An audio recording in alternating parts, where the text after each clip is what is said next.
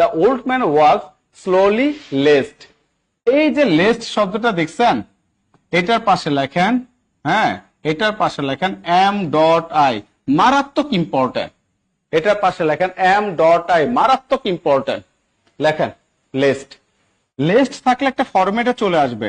লেস্টের পর সবসময় একটা সাবজেক্ট বসবে এবং এই সাবজেক্টের পর সবসময় কি বসবে? শুড। আর আমরা জানি শুডের পর কি বসে? ভার্বের বেস ফর্ম বসে। ঠিক আছে?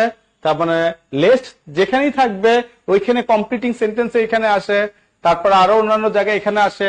লেস্ট থাকা মানে কি? এটার পর একটা সাবজেক্ট থাকবে, সাবজেক্টের পর অবশ্যই শুড থাকবে। ঠিক আছে?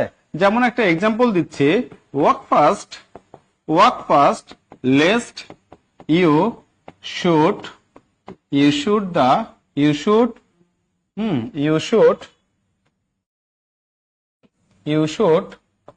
miss the bus. You should miss the bus. দেখেন walk fast lest you should miss the bus. এই যে লেস্ট আছে, তাড়াতাড়ি হাঁটো, তা না হলে, লেস্ট মানে কি একটা নেগেটিভ ওয়ার্ড এখানে এক্সপ্রেস করছে। তার মানে কি লেস্ট দ্বারা তা না হলে বোঝাচ্ছে যে lest you should miss the bus, তার মানে তা না হলে তুমি বাস মিস করবা। তাহলে দেখেন লেস্টের পর একটা সাবজেক্ট বসালাম, তারপরে কি একটা শুড বসাইলাম, দেখছেন সাবজেক্ট শুড, আর শুডের পর ভি1, ভি1টা কি দাঁড়াইলো আমার হচ্ছে মিস। এখন এখানে দেখেন অপশনে কি থাকবে যে walk fast lest you would miss the, এই উড মুড আপনাদের দেওয়া যাবে নয়কারে না। কখন দিবেন? যদি দেখেন প্রশ্নের মধ্যে শুড শব্দটা নাই, আছে কি উড, শুড শব্দটাই নাই, প্রশ্ন তো দেখে আসতে হবে, তখন সেই ক্ষেত্রে উডটা অ্যান্সার দিবেন। সবাই কি ক্লিয়ার? সবাই কি ক্লিয়ার? হ্যাঁ, সবাই কি ক্লিয়ার? সবাই কি ক্লিয়ার?